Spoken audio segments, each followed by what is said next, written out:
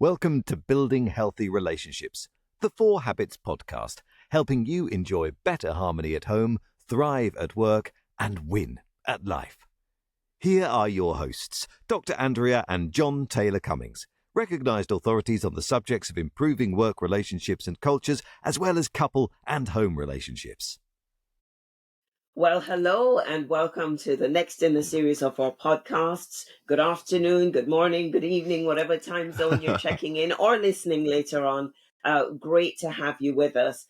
And today we're excited to be in conversation with Michael Roderick, and I'm really looking forward to hearing about his famous frameworks for helping us take things from an idea to actually being paid for our brains, and understanding how we can build relationships and really access people anywhere, anybody. So much that I want to find out about that too. But a very warm welcome to you, Michael. Thanks for joining us. Yeah, thanks so much for having me. I'm excited to be here. Great to looking forward to the conversation. But as usual, we want to give you the proper introduction before we kick off. So, John, you're going to take us through the bio. Absolutely. Let me do that. So, Michael Roderick is the CEO of Small Pond Enterprises, which helps thoughtful givers become thought leaders by making their brands referable, their messaging memorable, and their ideas unforgettable. We want some of that.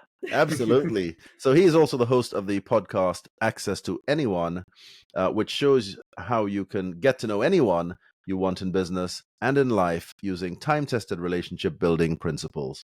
Michael's unique methodology comes from his own experience of going from being a high school English teacher to a Broadway producer in under 2 years. Michael uses Broadway-informed branding techniques to help his clients find their IF. That's their innovative framework, and create offers where they get paid for their brains. We all want to get paid for our brains. I mean, it's so easy to jump off there, but every story has a backstory. So before we go into what you're doing now, Michael, help us understand what got you here, and then we'll talk about what it is that you do, because I'm sure everybody's waiting to hear that. Yeah. So very, very often the big question is always that one about the high school English teacher to the Broadway producer so quick. Absolutely. Right. Yeah. Like that's probably the most common question. And ultimately what's really fascinating about that particular story is that there is a path that a lot of people take when it comes to Broadway producing. And basically that path is you go and you find a producer who is higher than you, they're at a higher level, and you go to that producer and you say to them, I would like to raise money for one of your shows. And then you negotiate with that producer for credit. So the idea is you raise a certain amount of money, and if you raise that amount of money, your name then ends up on the program, is the way that the process, the sort of traditional process works. Mm-hmm. But in my case, I was actually really interested in getting better at raising money. So what I did was I would go to other producers and say, I'm actually not interested in credit right now. I just want to get better at raising money. So if you're willing to give me your paperwork, I'm actually not going to ask to be on the bill. I just want to get better at this, this side of things. And what happened, which was a whole different sort of scenario, was that all of these producers actually gave me their paperwork for their shows. So where most of my colleagues were going and raising for one show, if I went to an investor, I actually had a portfolio of shows because I was talking to multiple producers. So because I had done that and I had started to raise a bunch of money, word got around to a lot of the other producers, and eventually I was approached by one of those producers and just offered credit. They basically said, if you can raise this amount, we're going to give you the credit, as opposed to me having to sort of go and negotiate and try to sort of make that whole thing happen. Amazing. And was that you kind of pushing yourself outside your comfort zone to say, I want to learn how to fundraise? Oh, 100%. 100%. And I think that so often what I call this the tennis novice versus the tennis pro mindset. So Mhm, if a mhm. tennis novice misses a shot, the game is usually over because then they're in their own head. And they're so freaked out about, will I win, will I not win? And as a result, a lot of the time they're just kind of lost. Whereas the tennis pro misses a shot and basically says, okay, I missed the shot. Where was I standing? Where was the other person standing? What can I learn from this particular experience? And even if they lose the game, they will then go and watch the tapes and figure it out. And they know that there's always another game. So with that particular side of things, if you are in the tennis novice mindset, you are obsessed with the product. You're obsessed with the outcome. You're really, really Mm. hoping for whatever that big win is. And if you adopt a tennis pro mindset, what ends up happening is you make yourself a student of the process. So every failure is actually not a failure, it's new information. And Mhm, you're mhm. constantly learning and sort of figuring things out. So what I did when I was starting to raise money and going through that particular process was anytime somebody said no, I would look at, well, what were all of the variables? How did I approach them? What was the property? How did they look at things? What did I say? What was the language that I used? And what I started to notice was that there were a lot of patterns in terms of the things that I would say or the ways that I would approach the fundraising. And that's really where a lot of this relationship building process and these models and these frameworks came from, because patterns are often the precursor to frameworks. So I started to notice, oh, there are certain ways of talking, there are certain ways of approaching conversation that work significantly better. And I would adjust and adjust and adjust as I went. And as a result, I was able to raise more money and develop more relationships quickly. That- Go on. I'm going to say that's fascinating. Did you, in relationship land, I guess some of the conversations we have are around understanding what people actually need versus Yeah. necessarily what they might say they want. Is Yes. that a conversation that you had with yourself in talking to these different producers or the different the people you interacting? Who exactly were you interacting with? So Because you would have been most, the producer, or would you have been a co-producer with them, or? it depends. In some cases, I was going to another producer as a potential partner, Right. where I'm saying, I'm going to raise Yeah. some money for you. And in other situations, I was going to somebody who was just an investor or who Mhm. had, expressed an interest in investing or sort of getting involved with the Broadway world. But every single person basically had sort of different things that mattered to Yeah. them. And that was what was so interesting when you talk about this idea of sort of want and need. I think that's also really, really interesting, not only from a reflection standpoint, but also from a conversation that you're having with somebody else. So Mm. you may want to raise money. Like, you may want to raise money and say, I want to do this, but you may need to get enough money together to get that Broadway credit. Yeah. The thing is, if you're in that high state of need, a lot of people can see it, Yeah. right? Yeah. Sniff They it out. notice it. Yeah. It freaks them out, in a Yeah. lot of ways.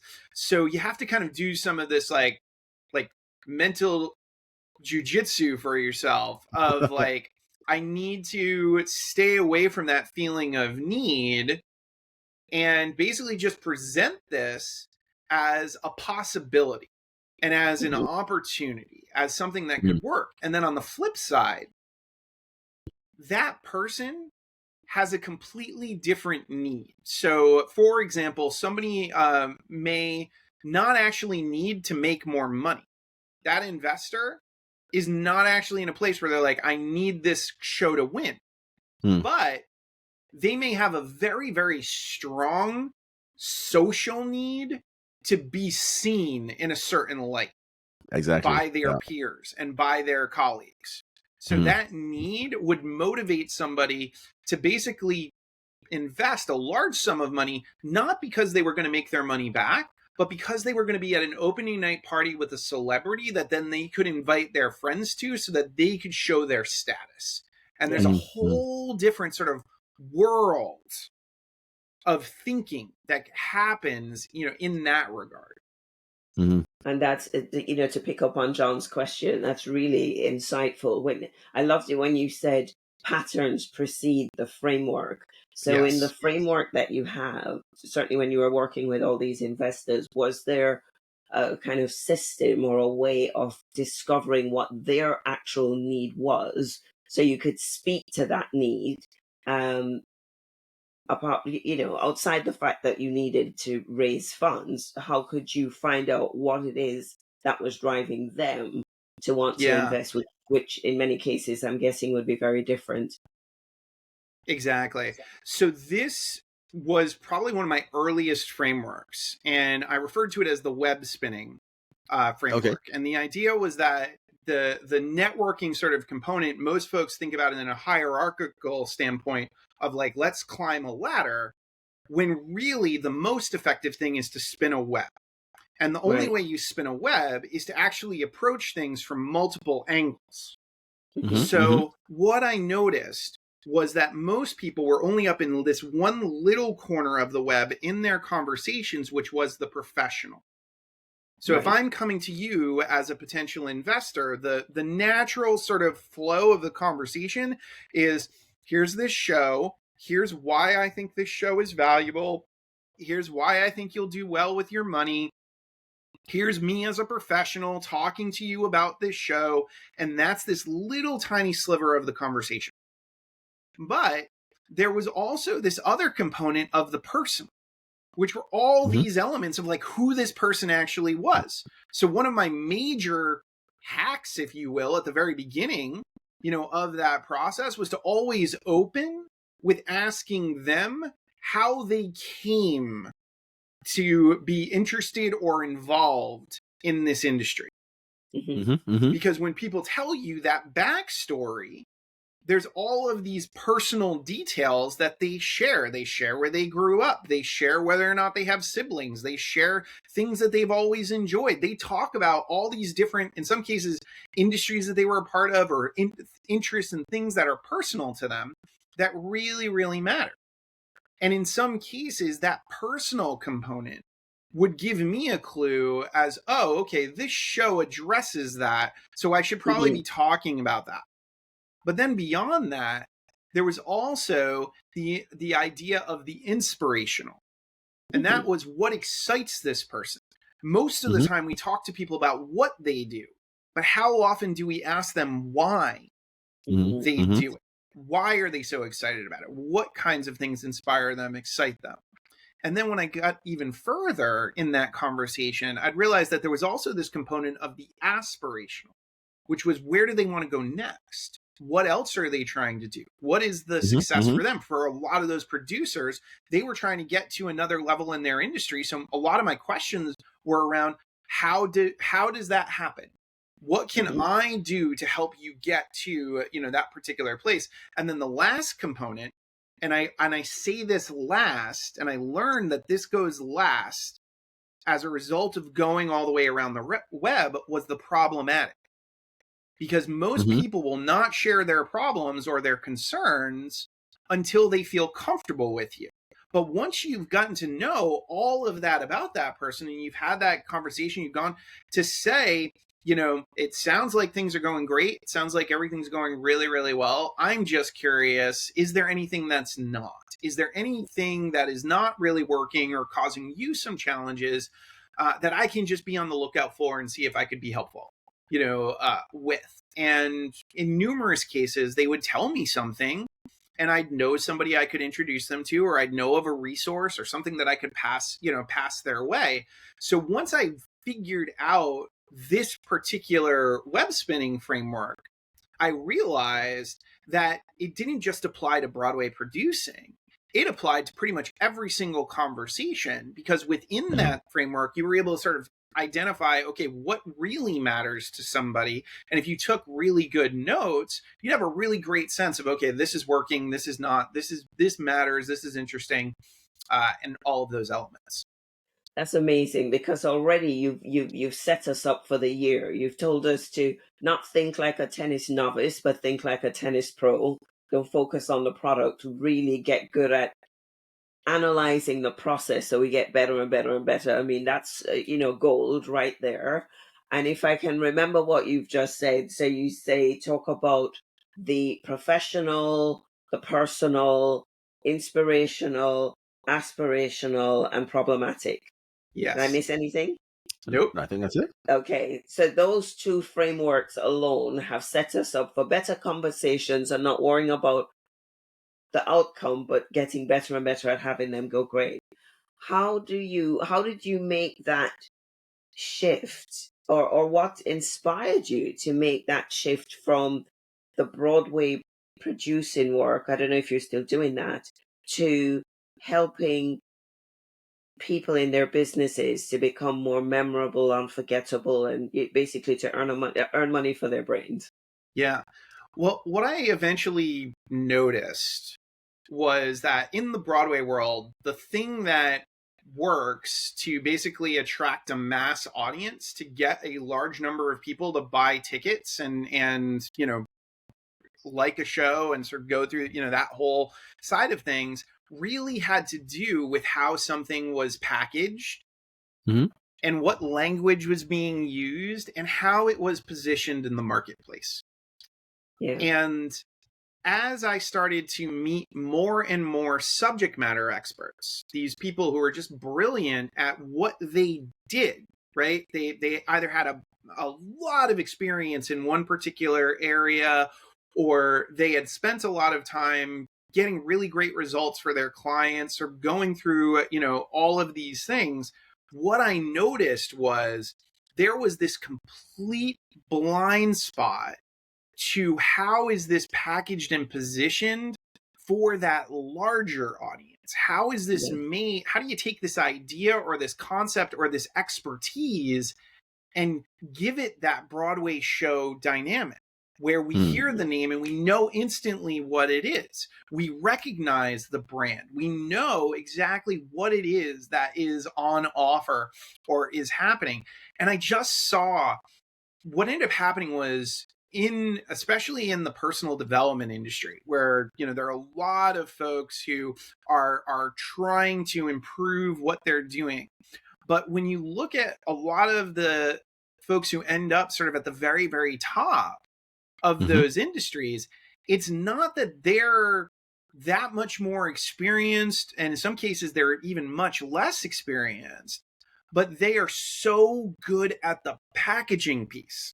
Yeah. And what I found was these people who were actually making a difference in people's lives, these subject matter experts who were really doing wonderful work, they were still in the trenches, while a lot of the folks who were getting all of the work and a lot of the attention and a lot of the opportunities, and in some cases completely messing things up, or causing people to spend obscene amounts of money on something that didn't actually have value, they were getting all of the traction.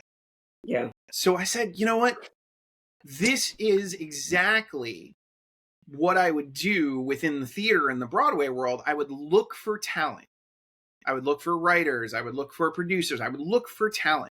And then I'd say, how do we position this talent to make it interesting enough to a larger market, so that this talent can move out of the trenches, move out of the place where they're just kind of treading water, and go to that place where they're really being respected and doing really wonderful and getting the following, and making those types of things happen.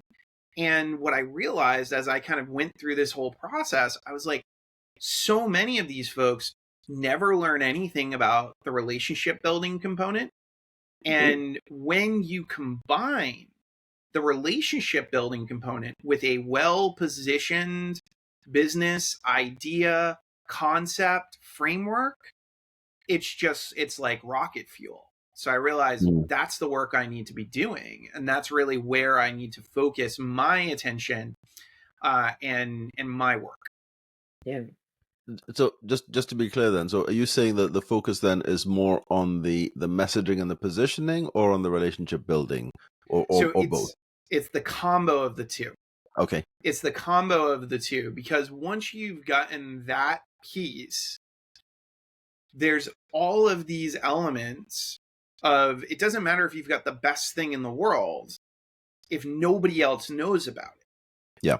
And you're going to basically move that a lot faster if you have relationships that can amplify that particular thing in a very, very fast way, right? If you've got somebody who is already that celebrity level person who's willing to endorse you or who's willing to talk about your work, especially if you're in the early stages as a talented, newcomer to that particular industry, or somebody who's been in the industry for years, but you just never had that packaging before that made it interesting enough to that higher level sort of celebrity type of person, then that piece is crucial. And so few people ever take the time to dig deeply into what we just talked about in terms of, do I really understand what people are looking for, what they need, what's going to help and what's going to support them? And am I actually building really solid relationships and having conversations about the things that I want and the things that I need, and finding ways to collaborate and help the people around me and ask for what I want? Because a lot of folks really, really struggle with that particular, piece. So when you combine those two worlds, it's a lot easier. You're much more comfortable asking when you're confident in the message that you have and the thing that you're creating. When you're like, oh, people talk about this all the time, it's a lot easier to go into that conversation when you're like, well, I know this thing is good, but nobody really ever talks about it, or it doesn't really feel very good in terms of how it's packaged. Yeah. So, I mean, it's fascinating, and we definitely want to have a conversation with you after this podcast. Do you have a for example, or could you talk us through some of the frameworks or approaches you use to help people on that journey? Sure. Yeah. So the biggest one that I kind of consider kind of the main domino, if anybody is really interested in the whole aspect of thought leadership specifically, right? Like they want to be known for their ideas, right? They want to be the person who gets paid for the way that they think, as opposed to here's a bunch of deliverables, right? Here's a bunch of things I'm going to give you, and they want to be paid for somebody's like, the way that you think, I have to have a conversation with you. I have to talk to you. The main thing that helps that particular person is what I call challenging the dominant narrative. Right. So in every industry, there is a narrative, usually that the head of that industry is talking about. Whoever the top person is in the industry, whoever people sort of follow or pay attention to, there is some narrative, something that has sort of reached a point where even though it's the opinion of the person on the top, it becomes the truth for most of the people who are following. Yeah. And the way that I like to think about this is, if you think about the hero's journey, the idea of the hero's journey is that this hero goes through this strife and then they come out on top, right? They have this revelation and they come out on top. So if you go to mass audiences and mass markets and you go onto social, there are a lot of hero's journey stories. And a lot of the high level folks basically lean on that hero's journey story, and they become the hero for a very large audience. Then they start saying something, and to take it into the world of theater, right? They become the wizard in Wicked, right? Okay. They become the one that everybody's sort of listening to and saying, yes, I'm the one who can do everything. I'm the one who can make everything happen. But there's a portion of that audience that actually doesn't buy into what those people are saying, but they're all standing around kind of waiting and sort of trying to, basically being like, well, nobody else is saying anything, so I should be here. So what I propose for a lot of folks when it comes to that thought leadership side of things is to actually focus on the idea of an anti-hero's journey. Anti-heroes are far more interesting and compelling from a literature standpoint, from a film standpoint, from a Broadway standpoint, the anti-hero, the person that we're not kind of expecting to be the hero, is usually a much more complex, interesting character. And the main difference in the anti-hero's journey versus the hero's journey is in the hero's journey, the mentor helps the hero. In the anti-hero's journey, the mentor usually dupes the hero. Yeah. Mm-hmm. And suddenly what they thought was truth is no longer truth. So when you're thinking about what is in your industry and there's a dominant narrative, there's something that everybody says, but you yourself tried that, did that, found it didn't work. You found your own wizard who basically was a fraud. Yeah. Mm-hmm. You talk about the discovery that you made. You talk about the challenge and the issue that you see, and then you talk about why you think it should change. And what happens is you start to create that tribe who disagree. Those people who are standing around thinking, oh, okay, well, this is the truth and I just have to deal with it, move over to your side and say, please help me approach this from this particular model. And what's really interesting about this idea of challenging the dominant narrative, and this ties to selling, is that in selling, you want somebody to get to a yes or a no as quickly as possible because a maybe will kill you. Yeah. Right? Yeah. For So when you are positioning yourself and presenting yourself as starkly in contrast to whoever the leader is, whatever the dominant narrative is, your audience either says, yep, I also disagree, and now I want to follow you, now I want to buy from you, or they say, yeah, you're full of it, I'm sticking with the leader. Yeah. Mm-hmm. Yeah. That's a brave approach though, isn't it? I think, well, here's the thing, right? I think there's a difference between being really obnoxious and sort of throwing rocks at things and simply questioning things and saying, I've seen this as the path and I'm proposing that there's actually a different path, right? There's a big difference between me saying, I hate what this person says and they're full of it versus I think a lot of what they say is valid. But here's this one thing that just doesn't quite sort of sit with me or doesn't quite work. And I think that a lot of the time we get concerned about presenting a differing opinion or a differing way of sort of looking at things because we think to ourselves, well, who am I to sort of push back or sort of make that type of thing happen. But I think that in many cases you can speak softly and carry a big idea. Yeah, for sure. For sure. I've been trying not to get political here, but it's what's screaming in my mind here as we're seeing this all the while at the moment in terms of political trends and different things happening out there. Any thoughts on that? Oh, yeah. Now we're going into all tangent into interesting water.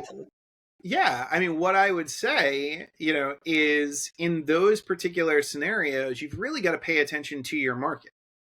And the market that you have is likely going to have a certain political leaning, right? Like and yes, there's going to be a portion of that market that is not in that particular way, but it's a kind of a classic, like, read the room, right? If you're looking at your market and you're seeing that this thing is not going to fly with your market, then it doesn't really make sense to just be controversial for the sake of being controversial, right? And bring something up politically because that's what others are doing, right? Like that's what's going on. Instead, you can share something that you might question, something that you're not sure about, something that is, that have we ever explored this alternative or that alternative?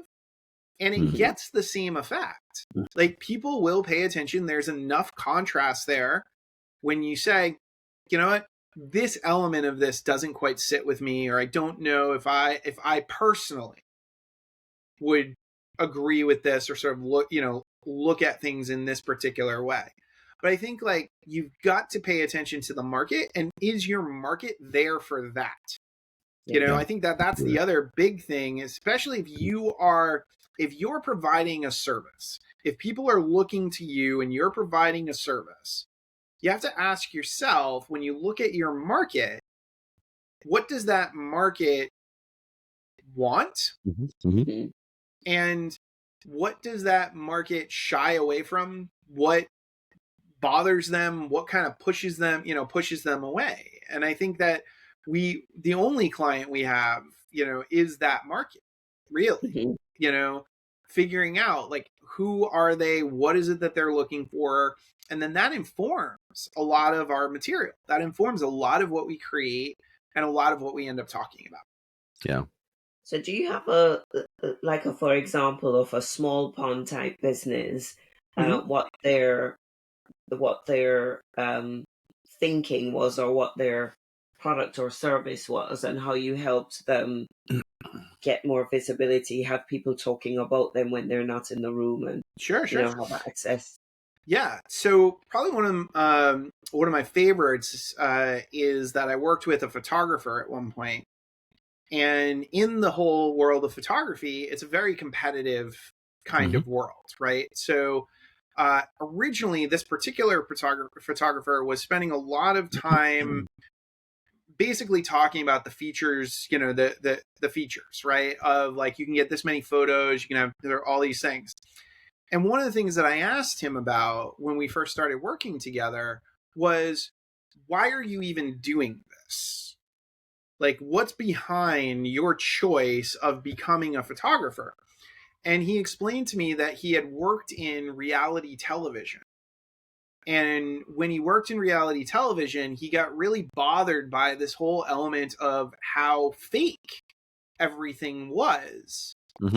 So he wanted to find, like, who people really were, right? Like, he wanted to do that kind of photography. And I told him at that particular meeting, I said, that's what you're selling. There are so many people who struggle with showing up to photography and feeling fake. And if you're the person to come and say, I'm going to create an environment in which you do not have to feel fake. And then meeting with him, talking with him, he had a very, very strong personality. But when I would read his content or his material, it was so watered down. Okay. And I said, you're always, like, in people's faces. Like, you're being very honest. You curse, like, you do all these things when we're, like, having these conversations. But where is that in your content? And he started writing like himself. He started really kind of digging into, that element. And he started focusing on that message of, let me help you find this authentic version of who you are, that then becomes part of your photography and the things that you're doing. And he ended up getting a lot of traction out of that, because so many people were saying, wait a second, I can work with a photographer who's going to make me not feel fake. Yeah. Especially if I'm an expert who's always kind of worried and feeling those, like, feelings of imposter syndrome and sort of everything else. I want that. I'm looking for that. And I think that, when I look back at that, it really was, in essence, a challenge of the dominant narrative. He was challenging the dominant narrative that the thing that makes your photos win is the fact that you have a lot of them. Yeah. All these photographers, that's what they were selling, was that you had a lot of them. And he was like, no, it's does the photo really represent you? And if you have a lot of them and you decide to use them for social media, are people going to feel connected to you, or are they going to feel like that's a fake photo? Yeah. That's pose. That's, this, that's that. And it created a whole different market of people for him to work with. I've often referred to this as a sleeper market. A lot of the time there are markets that would buy from you, but you're not positioning yourself or presenting yourself in a way that's actually attractive and interesting to that market. But the second you shift and change what it is that's on offer, you basically then awaken the sleeper market. My favorite story about this actually is Wicked. And what a lot of folks do not know is that in the early stages of Wicked, when it first came to Broadway had no show on the boards at the time that fit the tween market. You had children's shows or you had traditional shows. You had nothing for the tweens. There was nothing made for that particular audience on Broadway. And then we not only get a story that is based off of a very, very well-known property, but we get a story of alienation, feeling like an outsider, and two women protagonists. Wow. That awoken a sleeper market in Broadway. Suddenly, everybody was taking their kids to go and see Wicked, and we're watching it happen again. They just did 5 million because of that tween market. Think about the movies, even. Yeah. How much is in the tween market versus the, here's the, children's show, here's the cartoon, right? How much is there? It's a sleeper market. Yeah. I like that idea of the sleeper market. I heard a similar example with Cirque du Soleil, where they changed from just the circus type for kids and made it an all family entertainment, and suddenly that took off. What would you say to small businesses who haven't met you yet? Just if you were to come up with, your top 3 tips, your top 5 tips, what would you say are the things to pay attention to or to do, etc.? Yeah. So I think the biggest one is you're being taught probably by 90 to 100% of the experts out there to come up with some kind of elevator pitch. You're basically being presented to say, I solve X problem for this audience when you meet somebody new. But the thing is, nobody cares about your solution. They care about their problem. Yeah. So what you want is not a pitch, is not a 30-second commercial for yourself. What you want is what I like to refer to as a target problem statement. We've talked a lot about the idea of a target market, right? That's out there quite a bit, where it's like, I work with 30-year-old women in Peoria who love walking dogs, we've heard that. But a target problem is when you identify a very, very serious problem that your market has and you actually give it a name. You come up with it and say, this is something that I see happening. And when you meet with somebody, you basically say, this is what I notice.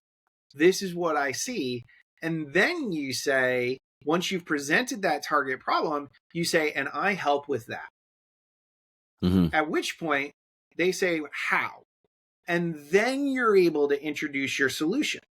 So the first thing that I always say to start with, for if you're in that service world, is what is the target problem?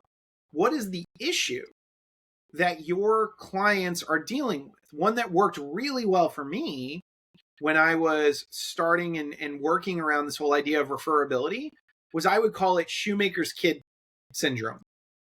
And I'd basically say, you get a marketer who can market the heck out of somebody else, but they can't market themselves. You'd get a fitness professional who was getting everybody ripped, but couldn't get ripped themselves.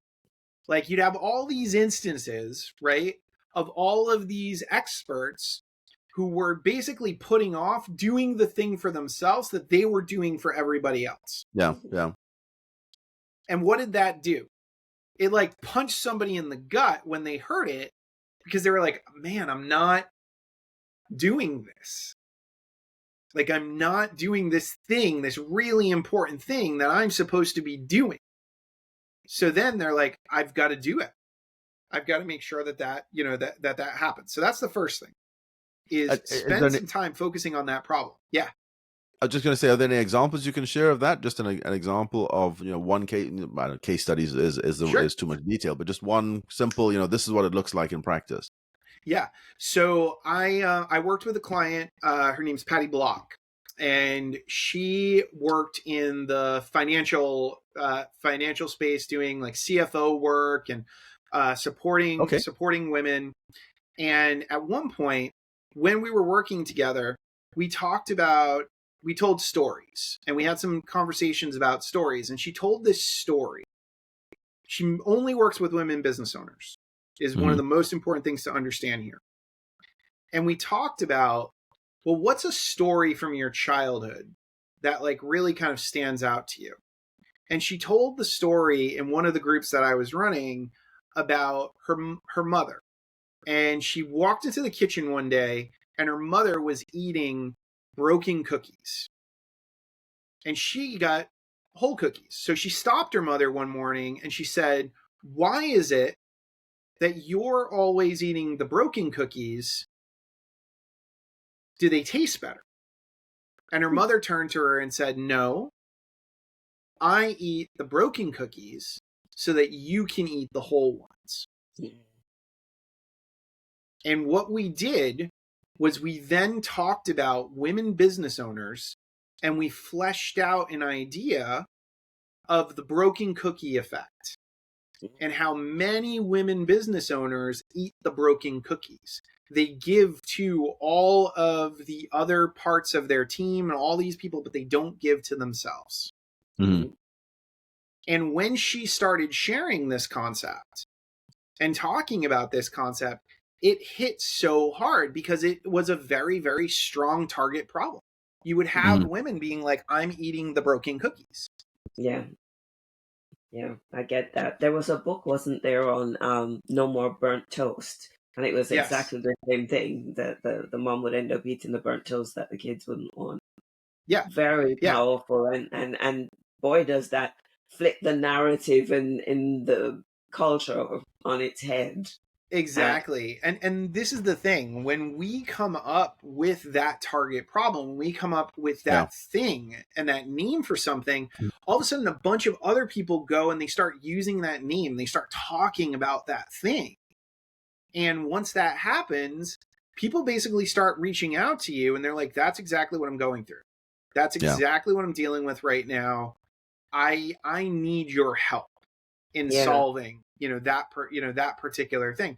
And going back to what we talked about with the instant reaction, it's either, yep, that's exactly my problem, or nope, that's not my problem. Yeah. And they move on.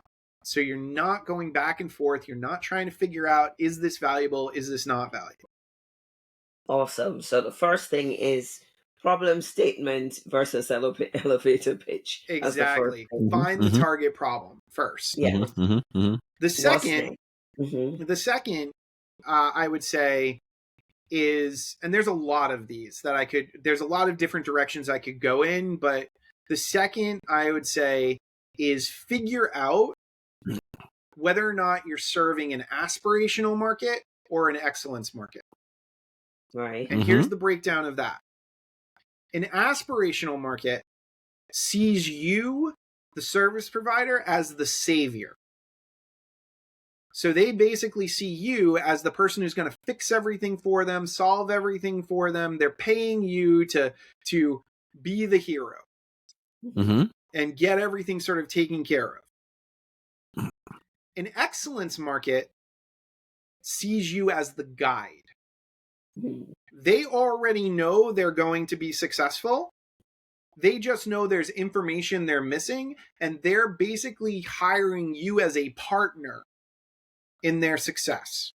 Mm-hmm. Mm-hmm.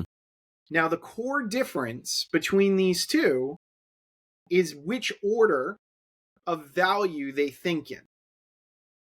So if you're dealing with an aspirational market, they start at spend, they go down to speed, and they finish at status. So the top thing they care about is how much does it cost? The second thing they care about is how fast can I get it? And the last thing that they care about is how does this make me look better? And a lot of the time they equate that to how can I be exactly like you? Because you're successful. The excellence market thinks in a completely different way. They think status, speed, then spend. Okay. The first thing they think is how does whatever it is that you're offering help me become the future version of myself that I'm interested in becoming? That's their first evaluation. They're like, how does whatever you have to offer make me this vision that I see for myself in terms of the status that I'm looking for? But then the second question they ask, because excellence markets really care about their time, is speed. How much of my valuable time am I willing to invest to get this particular result? They'll also think about it from the standpoint of what is reasonable in terms of the amount of time that this thing, might take in order to get this particular result. And then finally, spend is last for them, because they say, if I could get this and if I could get it in this amount of time, whatever the investment is makes sense to me as a potential ROI. No matter how big it is, whatever the scenario is, that's their last decision, is do I see this aspect of the result that I'm going to get matching up with the potential return on the money that I am willing to invest and put down, in regards to that. And you are always, whether you realize it or not, positioning yourself in a way that either attracts an excellence market or an aspirational market. And if you are presenting yourself as the savior, then you're likely going to attract an aspirational market. If you're making big, bold claims, if you're saying something's going to happen super fast, if you're saying it's not their fault and you're going to solve it all for them, you're probably attracting more of an aspirational market. And if you're saying, listen, I am not responsible for you are the one who is responsible for whatever it is that you create or whatever it is that you do. I am here to give you the tools, right? And I'm your partner in this. I'm your guide. I'm going to help you sort of through this, through this process. And oh, by the way, it's not going to be easy. Like, you are going to have to work. You're going to have to devote some time to make this particular thing happen. Well, basically, the excellence market will look at a message like that and say, that's worth my money. Whereas an excellence market will look at an aspirational offering and say, that's not worth my money. I don't buy into that big, bold claim. I don't see you as the savior, as the person who's going to fix everything for me. So going back to exactly what we talked about of immediate decision, whatever that message is, whatever that positioning is either attracting the excellence market or repelling them, or attracting the aspirational market or repelling them in that moment when they see what the offer is. So what I'm hearing is it comes down to knowing yourself. I think you started the conversation by that. Knowing yourself, reading the room, knowing the audience, knowing what you're trying to get out of it, and then putting those two together to match to get the right result. Yeah. There is a whole lot more that we could unpack from this, Michael. It's been a really interesting conversation, but I'm conscious of time. I'm just seeing we're out of time. Was there another point or two that you wanted to share to just touch on quickly before we go? Sure. I think, if you are in the early stages, if you're getting started, if you're in those early stages, just understand that the keys to all the doors you need open are in other people's pockets. And the relationships that you develop when you go and you meet people and you get to know them and you let them know what it is that you have to offer, and you have conversations about how you can collaborate, how you can help each other, you're going to just do so much better. And I think that at the very beginning, the thing that's going to cause a lot of problems is you thinking that you've got to go out and just prospect like crazy, and you just got to try and get in as many conversations with potential clients as possible. And I will tell you right now, you will get more opportunities by having conversations with potential collaborators, having conversations with people who are within your market, and learning more about what it is that they're looking for and what it is that they're needing, and building around that, than you will do, getting some AI or some other tool to basically automate your 100 or 200 outreaches a day, and hoping, one of these things kind of hits. Yeah. So we need to get out more, have our clear target problem area that we address, get to know people and their needs, what actually drives them, and contact you. Or, me or somebody else who fits with what you're trying to accomplish, right? And with where you're, and with where you're trying to go, for sure. Yeah. I'm talking about contact. Sorry, go on. No, I was going to take a different angle. You said I love it when you said the keys are in other people's pockets. Yeah. And the I guess one takeaway could be then you need to dip into their pockets and get those keys up. No. We're not suggesting pickpockets here. You want them to go into their pockets and get the keys out and open those doors for you. Well, I love exactly. The way that and you yourself are sitting there with pockets full of keys, right? Absolutely. You don't know what connections or opportunities you could create for somebody until you have a conversation with them about what it is that they're looking for, and what it is that they need. And the things that are easy for you may not be easy for them, and the things that are easy for them may not be easy for you. So there's always this aspect of value changes, based on where somebody is and what it is that they're looking for. Some people are going to care more about money. Some people are going to care more about their time. Some people are going to care more about their relationships. And depending on which of those things it is, the offer is going to change and shift based on that information. Absolutely. I love the way that we landed on this point of relationships, of being intentional in really getting to know people as people, the 5 different ways into the conversation that you shared, in building that web of understanding of them. And that relationships really will unlock your future if you do them well. So talking about contacting you, how can we contact you? How can any our listeners get in touch with you and get hold of your information?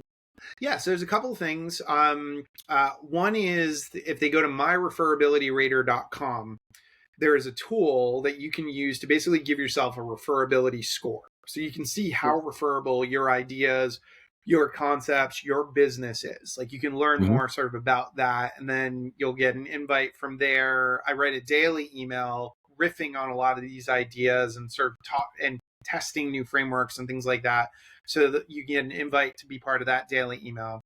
You can go to my website, which is just smallpawnenterprises.com. And I'm also on LinkedIn, and you're more than welcome to reach out. If I can be helpful in any way, just drop me a line, let me know you listen to this show, and happy to help in whatever ways I can. Awesome. And then, of course, as our audience, as our guests would know, all that information will be in the show notes, so you can just scroll down and get hold of the website details. Absolutely. But Michael, it's been a real pleasure having this conversation with you. Some really interesting insights in there. Lots to think about. Lots for our audience to take away, to think about how they can get better at themselves, read the room, connect with their marketplace, get the messaging right, get the relationships right, and land from there. So thank you so much. Thank you. Thank you for having me. A really great pleasure to have this conversation. Thanks very much, Michael. And to our audience around the world, we say goodbye and see you next time. It's a wrap. Bye-bye. We hope you enjoyed that episode. And if you did, and you want to hear more, the best thing to do is subscribe. Then you'll never miss an episode. There's a new one every Friday. You can stay connected with us on social media at The 4 Habits for updates, behind-the-scenes content, and to participate in discussions related to the show. We always love to hear from you.